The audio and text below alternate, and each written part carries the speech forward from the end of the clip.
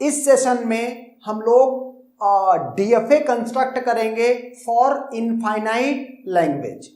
Okay, infinite language means कि इसमें जो लैंग्वेज एक सेट है और इस लैंग्वेज में जो नंबर ऑफ स्ट्रिंग्स होंगी वो इनफाइनाइट होंगी।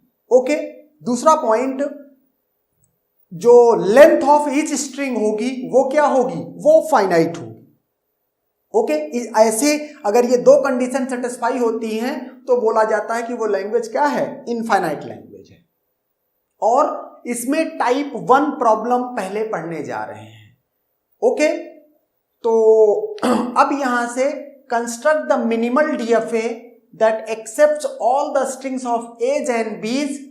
पहला सवाल है इंक्लूडिंग एप्सिलॉन और दूसरा है एक्सक्लूडिंग एप्सिलॉन।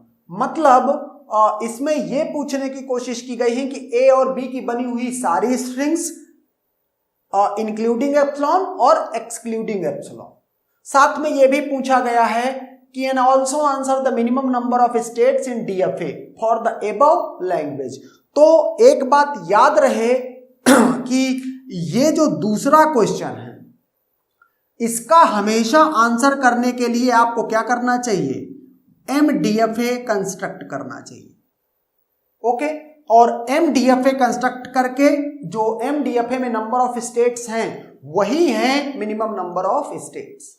ओके, तो हम पहले इसका डीएफए कंस्ट्रक्ट करेंगे, फिर मिनिमल की बात करेंगे एंड देन इसका आंसर करेंगे।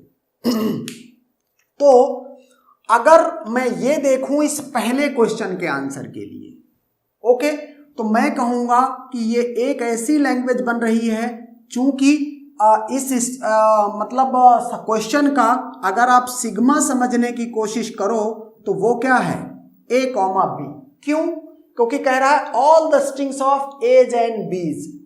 ओके, इसका मतलब ए और बी दो ही सिंबल है इनपुट अल्फाबेट में, वही मैंने लिख दिया है। तो अब all the strings including epsilon, इसका मतलब ये हुआ कि ये पहले सवाल में जो लैंग्वेज बन रही है वो L = सिग्मा स्टार है।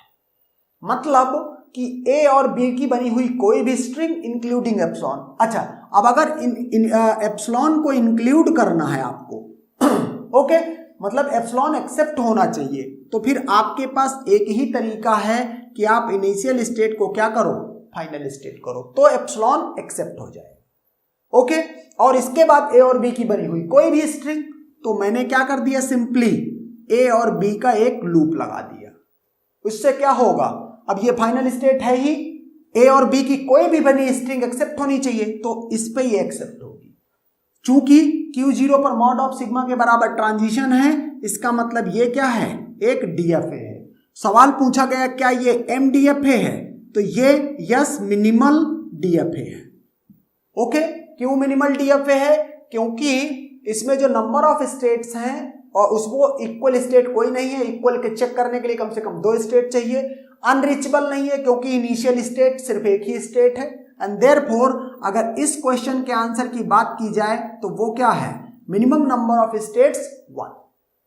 ओके, ये हो गया पहले क्वेश्चन का आंसर। नाउ हम बात करेंगे सेकंड क्वेश्चन के लिए। ओके, तो सेकंड क्वेश्चन में क्या है, एक्सक्लूडिंग एप्सिलॉन, ए और बी की सारी स्ट्रिंग्स हो लेकिन एप्सिलॉन ना हो। आपको ये कॉन्सेप्ट मैंने ऑलरेडी पढ़ा रखा है कि इसको बोलते हैं पॉजिटिव क्लोजर। सिग्मा में सिग्मा के corresponding positive closure. Okay, all the strings of a's and b's excluding epsilon, इसका मतलब ये है। अगर ये मुझे फाइनाइट ऑटोमेटा बनाना हो, मतलब एप्सिलॉन एक्सेप्ट नहीं होना चाहिए, बाकी सब कुछ होना चाहिए, तो यहां से क्या कर दूं, ए कॉमा बी का ट्रांजिशन देके Q1 पे ले आऊं। ओके, और इनको एक्सेप्ट भी कराऊं, इंडिविजुअल ए हो या इंडिविजुअल बी हो, और इसके बाद क्या करूं, यहां पर ए कॉमा बी का इस तरह से लूप लगा दूं।